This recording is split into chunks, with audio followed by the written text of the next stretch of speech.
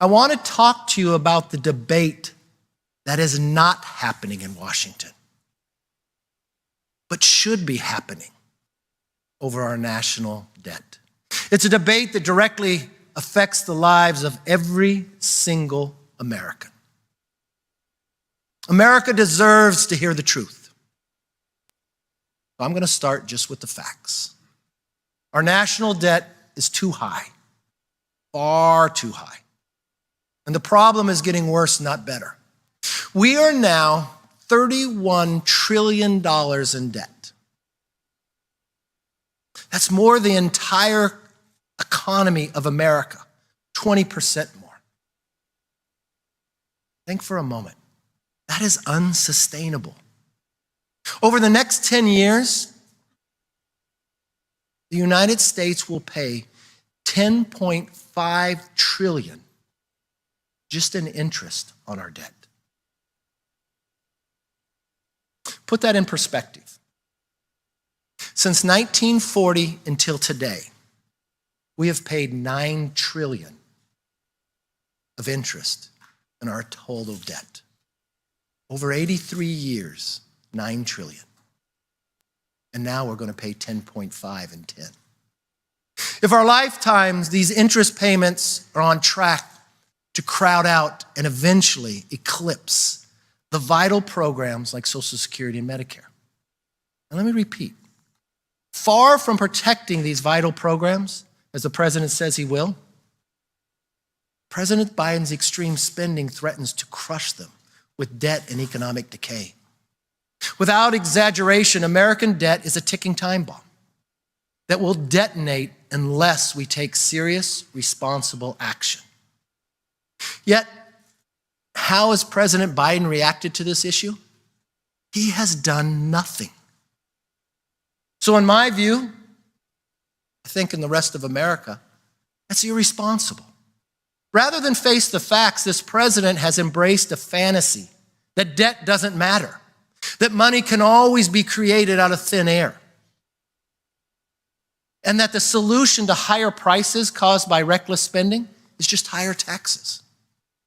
In 2 short years, President Biden, along with the Democrats in Congress, have added $6 trillion to our national debt burden, which created inflation, made us more dependent on China, and has undermined Medicare and Social Security.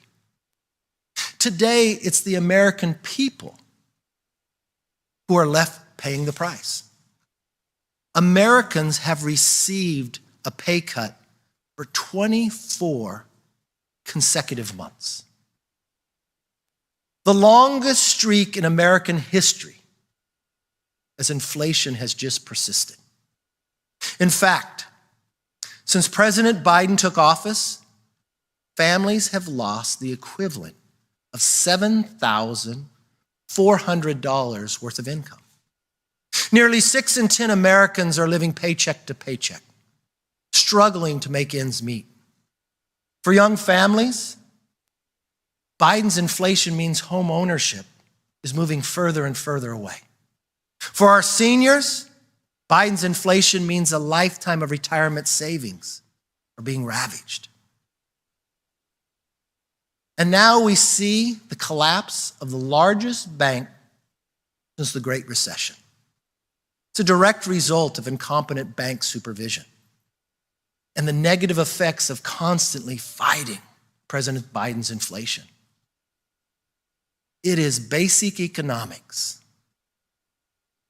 that when Washington prints more and more money, prices go up and purchasing power comes down. As my favorite economist, Milton Friedman, said it more than 50 years ago, inflation is made in Washington. Yet rather than working with Republicans to find a reasonable agreement to tame inflation, provide certainty to the economy, President Biden is demanding that Congress make room for new debt without a single sensible change to how government spends your hard-earned money. Not one change. My question to you today Does that sound responsible? Let me put it this way. If you gave your child a credit card and they kept maxing it out to the limit, would you just blindly raise the limit? Of course not. Not one parent would do that. You'd be responsible for paying the bill, but you would sit down. You'd work with them to figure out how they could change their spending habits so it never happens again. That exact same thing is true for our national debt. Debt limit negotiations are an opportunity to examine our nation's finances. Now, in the past 35 years, there has been 8 major deficit reduction laws enacted by Congress. Every single one of them was attached to legislation that raised the debt limit, and every one of them was bipartisan. Why? Because the problem gets solved only when both parties come together. Now, when he was Senator Joe Biden, he voted for spending reforms attached to debt limit increases 4 times. In 1985, in 1987, in 1993, and in 1997. And on those other occasions, when he opposed raising the debt limit, it was because he said the deficit reduction measures were not enough to justify debt limit increases. To quote Senator Biden, his opposition to raising the debt limit in 2004 was a protest of the policies that have brought us to this point and a demand that we change course. What changed, Joe? As Vice President, Biden led the talks on spending restraints in 2011 debt negotiations. During those negotiations, which we actually called the Biden Group, he passionately made the case for negotiating in good faith. To again quote then Vice President Biden, he said, "You can't govern without negotiating." What changed, Mr. President? I agree with the former sensible Joe Biden.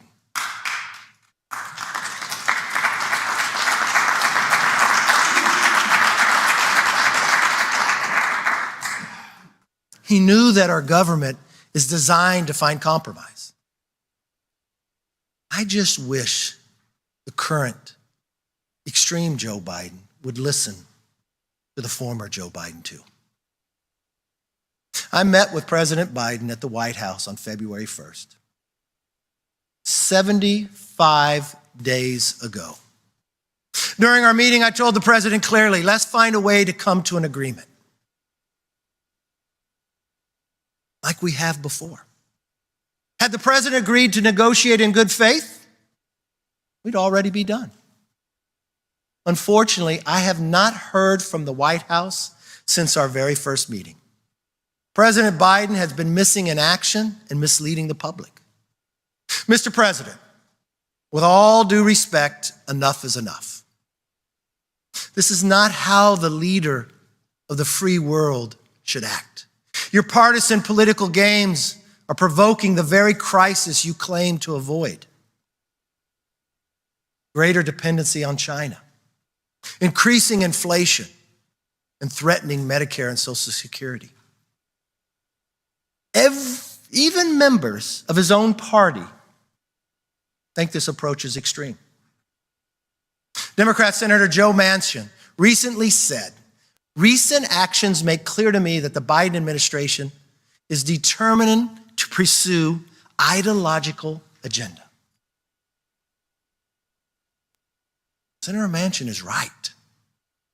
Make no mistake, the longer President Biden waits to be sensible, to find an agreement, the more likely it becomes that this administration will bumble into the first default in our nation's history. Addressing the debt requires us to come together, find common ground, and reduce spending. Let me be clear, defaulting on our debt is not an option. But neither is a future of higher taxes, higher interest rates, more dependency on China, an economy that doesn't work for working Americans. Let me be clear. A no strings attached debt limit increase will not pass. But since the president continues to hide, House Republicans will take action. Okay, so here's our plan. In the coming weeks, the House will vote on a bill to lift the debt ceiling into the next year. Save taxpayers trillions of dollars, make us less dependent upon China, curb our high inflation, all without touching Social Security and Medicare. Simply put, it puts it on a fiscal responsible path in three ways. It limits, it saves, and it grows. First, we'll limit federal spending. You know, in the past 2 years, discretionary spending in Washington has exploded by more than 17%. That's faster than GDP growth or even inflation. And keep in mind, the new spending does not include the trillions of dollars of COVID-era spending. From 2011 to 2021, the federal government operated under spending caps. Though these caps were occasionally raised through debt limit negotiations, they were largely successful. Discretionary spending flatlined and overall spending growth slowed dramatically. Our legislation accomplishes the same goal by returning the federal government to 2022 levels. And then limit the growth of spending over the next 10 years to 1% of annual growth. Now, don't believe anyone who tells you these are draconian limits. Think about it. They're the same spending levels we had just 4 months ago. Just last October. Well, that's 7 months. And make sure that our veterans and our service members are taken care of. But the bloated, overgrown bureaucracy that has expanded under President Biden needs to be pruned. And that's exactly what we'll do. If Washington wants to spend more, it'll have to come together to find savings elsewhere. Just like every single American household does every single day. This will restore discipline to Washington, the budgeting, and to help put an end to reckless spending cause inflation. Now, second, we will save the taxpayer money. You know, in the unserious proposal, the budget the president made, he wants to spend more this year than government did during the height of the pandemic. Just think about that for one moment. He wants to spend more than we spent during the height of the pandemic. House Republicans actually believe the opposite should happen. Before we borrow another dime, we owe it to our children to save money everywhere. Our proposal will examine wasteful Washington spending and executive overreach in all forms. Among other items, it will claw back tens of billions of dollars in COVID-related money. You see, House Republicans have already passed a bill to end the pandemic, officially. And the president just signed it last week. So now it's time for Washington to return to normal. People are tired of politicians who use COVID as an excuse for more extreme inflationary spending. If the money was authorized to fight the pandemic, but was not spent during the pandemic, it should not be spent after the pandemic is over. Now, third, we will grow the economy so we stop being dependent on China. House Republicans already passed H.R. 1, the Lower the Energy Cost Act, and it had bipartisan support. Among other things, this bill restores American energy leadership, makes it easier to build things in America, and makes us less dependent upon China. And it brings jobs back to America. That will grow the economy. Our proposal will also restore work requirements that ensure able-bodied adults without dependents earn a paycheck and learn new skills. That will grow our economy and help the supply chain. Right now, there are more job openings than people who are looking for jobs. You know why?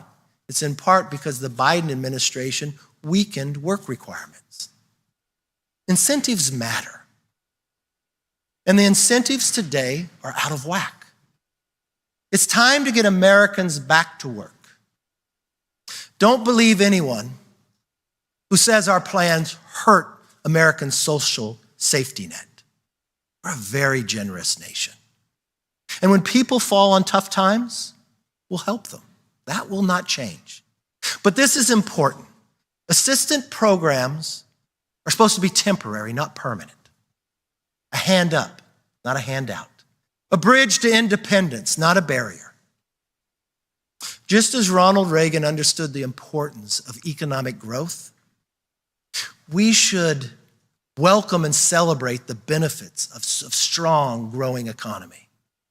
For with a strong, growing economy, we will no longer be dependent upon China. We will no longer be victims to inflation. And we can protect and preserve Social Security and Medicare. My fellow Americans, as we confront the consequences of President Biden's extreme, reckless spending, congressional Republicans are ready to act and to lead. That is the resolve to the House Republican majority, every single one of them. It's an honor to be in New York. I love this time of year. It's the beginning of baseball season. We all know what one of the most famous Yankees, the great Bambino, Babe Ruth. You know what he said? You just can't beat the person who never gives up. Well, if there's one thing I hope America has learned about me in the last 100 days in my race to become Speaker, I will never give up. I'll never give up on you. We will never give up on you. We will not rest until the economy is healthier, until our country is more confident, until our children's future is brighter. We owe it to the American people to use this moment in history to deliver the future they want, they need, and they deserve. I have full confidence that if we limit our federal spending, if we save the taxpayer money, if we grow our economy, yes, we will end the dependence on China. We will curb inflation, and we will protect Social Security and Medicare for the next generation. And America will be stronger for it. If you agree, don't sit back, join us.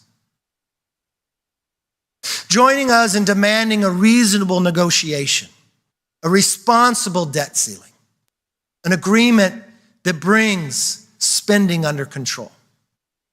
And if President Biden decides to stop the partisan ways and stands with us, then a majority of us will join with him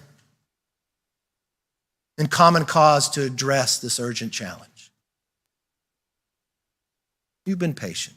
You've been kind. You've listened to me tell you a story about what's not happening in Washington. It's no longer the time to be quiet. It's no longer the time to be patient.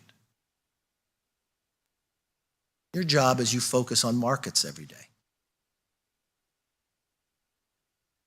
You know tomorrow will be better than today.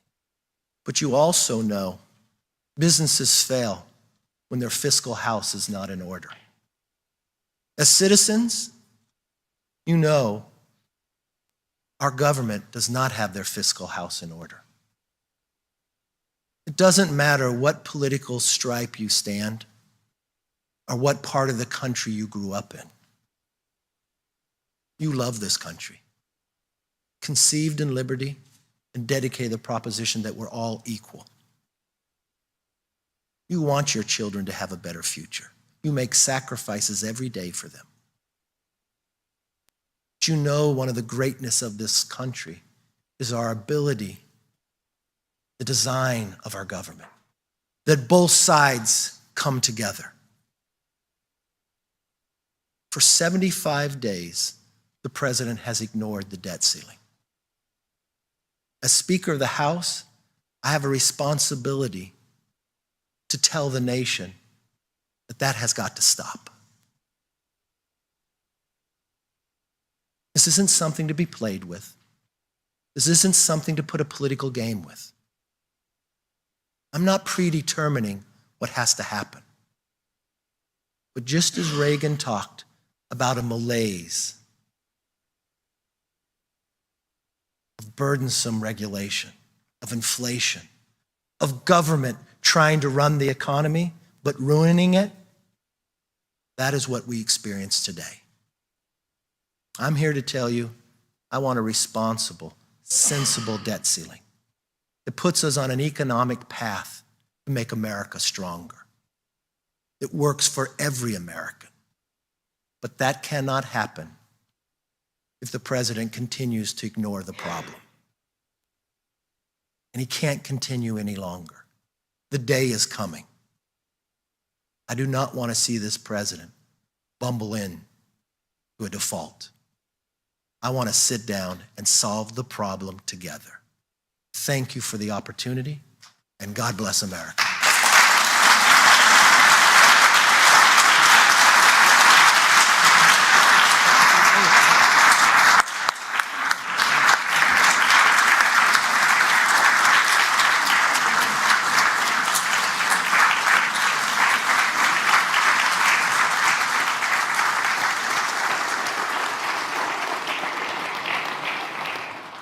Thank you very much, Mr. Speaker, and thank you for laying out your and your party's plan to help ensure the long-term, not only sustainability, but prosperity of the U.S. economy. And I think you can tell from the resounding applause, there is a group of leaders in here that's very much focused on making sure that we're positioning our country for further greatness, and that when we compete against the world, the United States will always win. So thank you very much, and thank you for agreeing to take a handful of questions before we head down to the trading floor and check in on the markets as well.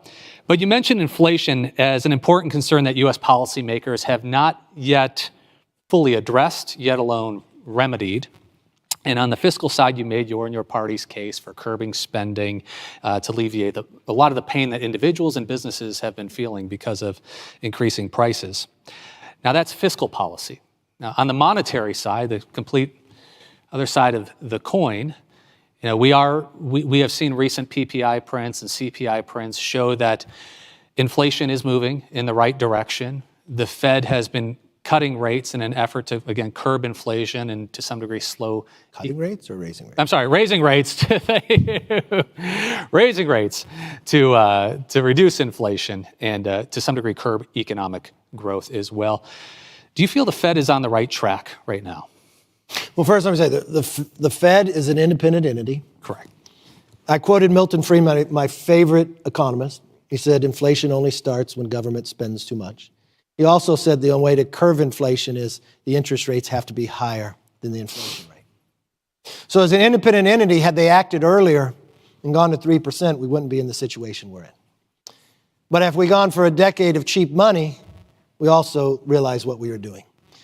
But if government continues to spend, they create the inflation to make Fed to have to act. My role as a policymaker, first and foremost, cut back the created inflation to begin with. That's the place that I serve. Curve back the wasteful spending. Think for a moment, you added $6 trillion to The Congressional Budget Office is the one who came out and said we'll pay $10.5 trillion just in interest. 83 years, we haven't paid that much. We're going to pay that in a 10-year window. If you look at a 50-year average of what we normally spend per GDP, it's around 21%, but we've been spending over 23 on our way to 25. If you look at revenues, a lot of people say, well, you should raise taxes. On average, we normally bring in about 17% of GDP in revenues. You know what we're bringing in today? 20. Only 200 times in modern history have you brought in 20. So it's not a revenue problem. We're bringing more money in a percentage than any time before, but we're spending and there's no curve on that. So the Fed's their own entity, they get to make their own decisions, but they're having to make decisions based upon what we did to create inflation. So I have a responsibility to curve that so the Fed wouldn't have to act. The one thing I would say about the Fed, focus on the things of why they were created, not things that they weren't. Yeah. Fair. So, Mr. Speaker, obviously from today's gathering and from your remarks, business leaders are becoming increasingly focused on the debt ceiling. And it's not just talk, you're seeing it in the markets as well. And if we look at some financial instruments that are commonly used to insure against a government default, the prices of those instruments are increasing, and to some degree, the most commonly used instruments are at their highest levels in over a decade. So since the last time we really faced this, this challenge.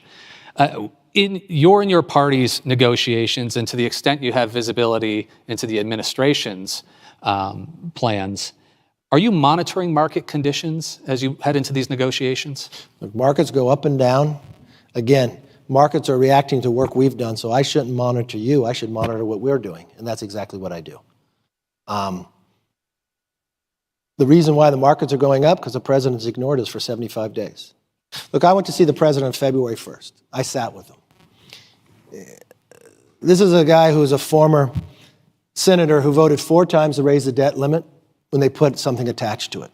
The only times he voted against the debt limit is said when they didn't do something enough to change the behavior. In 2011, it was his group that was named. It was his argument to say you can't argue not to negotiate together. A whole government's designed to find compromise.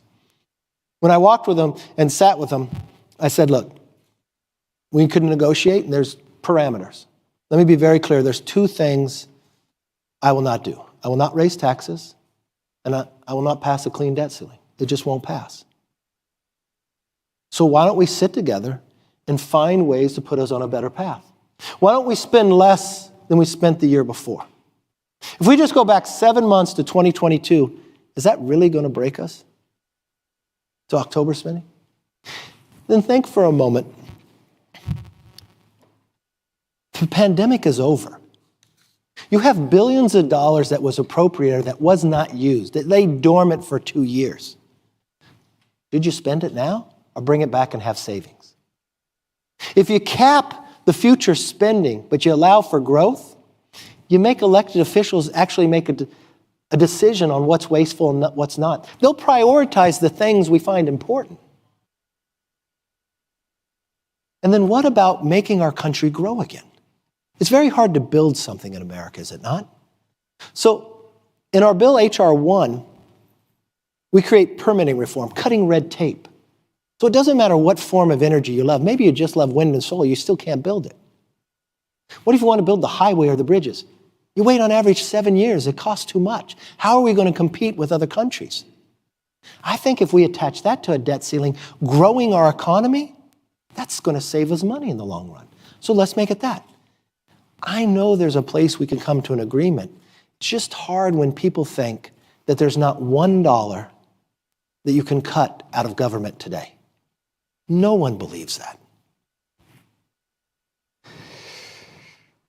Indeed. So, Mr. Speaker, we recently witnessed 2 significant bank failures here in the United States, focusing a lot of the attention from policymakers on our lending system.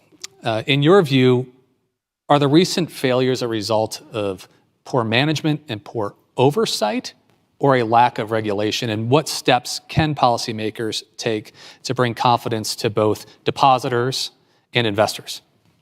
I think anytime there's any problem in any other topic, I want to gather all the information before elected officials act. The information that I gather right now, I think it's some poor policy decisions and supervision, and it's battling inflation. Would Silicon Valley Bank be in any trouble? Had they not banked about $100 billion, and the interest rates go up, and if they sell, they had to come back. They were losing. It was interest rates, right? But had you been able to pick ahead of time, and that was a policy of spending too much money in government. Now, it's a state bank. Does Gavin Newsom have some responsibility to oversee it? Why did they miss this provision, right? It's a unique bank, and it isn't. I think he actually banked there as well.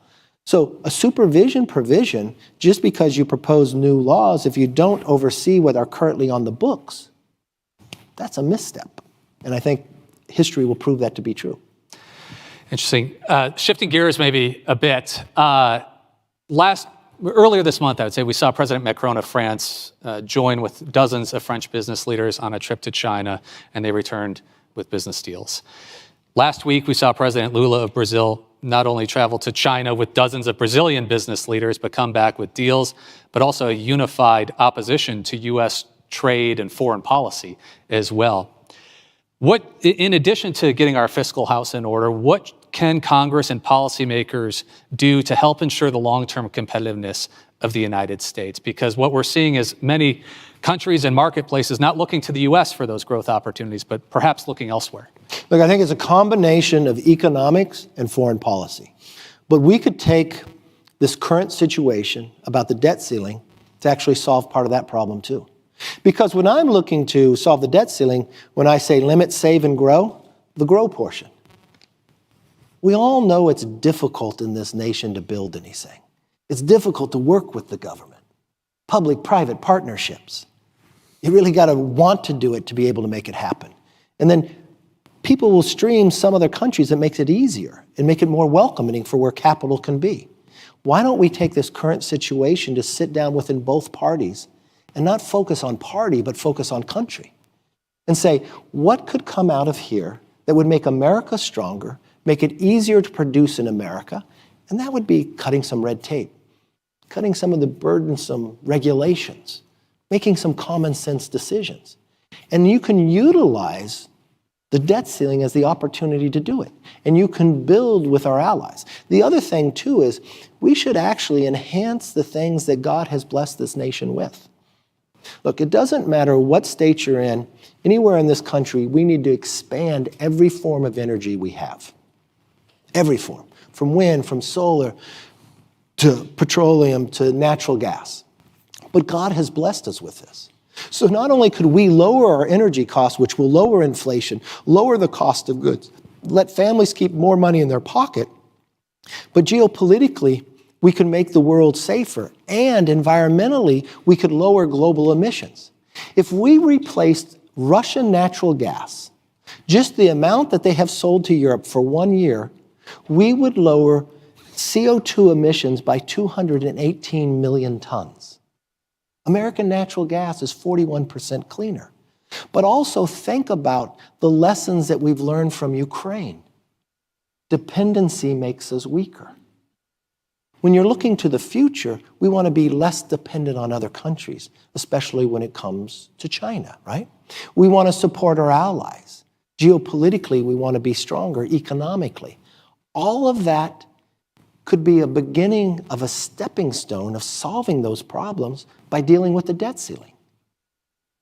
I mean, seriously, when I raised in the speech, so people understand, a debt ceiling is your child having a credit card.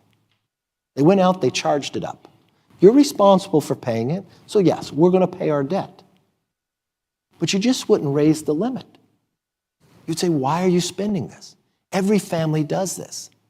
Why is the only place we're not going to do this in our government? And it's just not the fear of failing on the debt ceiling. It's what's happening in the world today. We're hearing our allies going over and visiting, right? President of France, Macron, the only foreign leader that President Biden has done a state dinner for, went to see President Xi, came back and told Europe we should become less dependent upon America. That's our ally. And the other fear we all should have as Americans in studying history, the grouping and the growth of China, Russia, North Korea, and Iran, literally calling themselves an axis of power. We should not ignore that. The movement away from the dollar. But the one thing I will tell you, the only way the dollar fails to become the world currency is not what China or other countries do. It's what we do from within. And spending too much money, putting ourselves in $31 trillion of debt is a greater threat than Brazil using the yuan than the dollar. And we solve our problems not looking other places, but looking within first. My speech today wasn't to criticize and say one side's right, the other side's wrong. It was to tell the rest of this country that we're about to hit a debt ceiling. I've been trying to come to an agreement, but the president doesn't even want to talk. And our whole government is designed to find compromise. And we've got our rest of our allies looking different. We've got big problems. But I still believe this. The greatest nation in the world is here. The greatest form of government is here. And the way we can solve it is if we work together, not individually. That's our solution. Well, maybe one last question, Mr. Speaker. You mentioned in your speech today is your 100th day as Speaker, so congratulations. Congratulations for... How many of you watch the Speaker's Vote? Best reality TV. Right? 15 rounds? 15 rounds. 15 rounds. It's a good boxing match. Never give up. Well, what would you say you are most proud of in the first 100 days, and what are you most excited about in the next 100 days and beyond? You know, I never measure within 100 days, but there's some really significant things we've done in 100 days. I don't mind being underestimated. I think it's better if I'm just hitting singles and doubles, I'll score more runs. I am now the Speaker of the House. I'm not the Republican leader. And I have responsibilities that may be a little different. I'm never going to solve big problems alone. We've got a lot of problems to solve. We have to come together. So it's kind of like Jim Collins making that flywheel work, right? How do you bring Congress back together? I'm proud of the fact of the relationship I've built with Hakeem on the other side. I decided when I got elected, I'm going to treat him the way I wanted to be treated. I'm proud of the fact, bipartisan, we were able to create a select committee on China. I'm proud of the fact that within the 100 days, we have passed more bills than the last Congress, but we have created a Parents' Bill of Rights, that you have a say in your kids' education. We've cut the 87,000 IRS agents out of the House. I think government should be here to work for you, not go after you. I'm proud of the fact that we stood up for law and order. It might just be in DC, but it sent a message across the world. I'm proud of the fact that H.R. 1 was bipartisan.